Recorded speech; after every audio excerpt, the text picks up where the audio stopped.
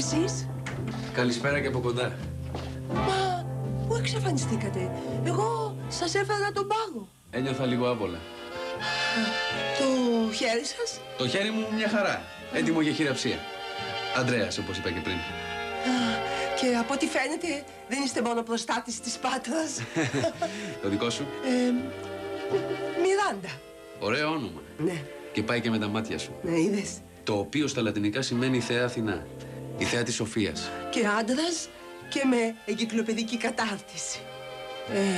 Εδώ μένεις? Ναι, στην πράσινη σουίτα. Εγώ νόμιζα πως είναι άδειο αυτό το αχούρι. Τελικά δεν είναι. Όνειρα γλυκά. Καλό ξημέρωμα, Αντρέα. Και ευχαριστώ και πάλι. Γεια. Γεια σου. The love of a boy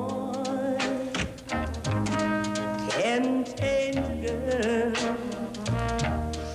into a woman. Ανδρέας, όπως είπα και πριν.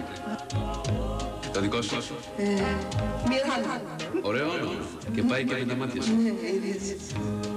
My love for you made me a woman. Once I was only a girl, young and brave. You came to me and you gave me love. What a difference you made. Ωραίο όνομα. Και πάει και με τα μάτια σου.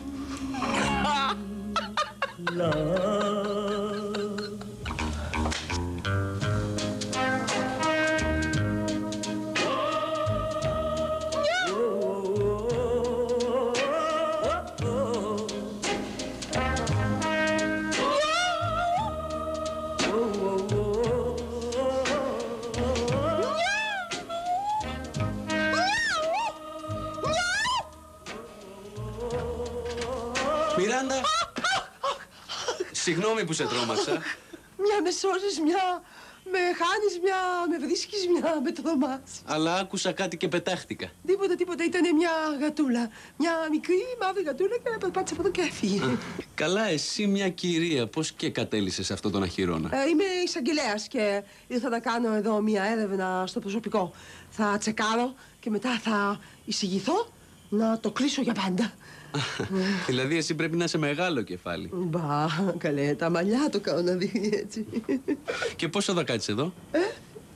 Καμιά 2 μέρες ακόμα. Εσύ θα μείνεις καιρό στο ξενοδοχείο? Μέχρι να βρω σπίτι που ψάχνω. Δηλαδή θα τα ξαναπούμε. Αν το θέλει και η καλή μας η μοίρα, μάλλον. Εντάξει, λοιπόν, ας αφαιθούμε στην καλή μας τη μοίρα. Αφού δεν μπορούμε να κάνουμε αλλιώς. Όνειρα γλυκά. Ευχαριστώ. 6 ώροφοι. Θα τα έχω. Τα όνειρα. Κάτι καλό θα δω σήμερα κι εγώ. Τσάου. Τσάου.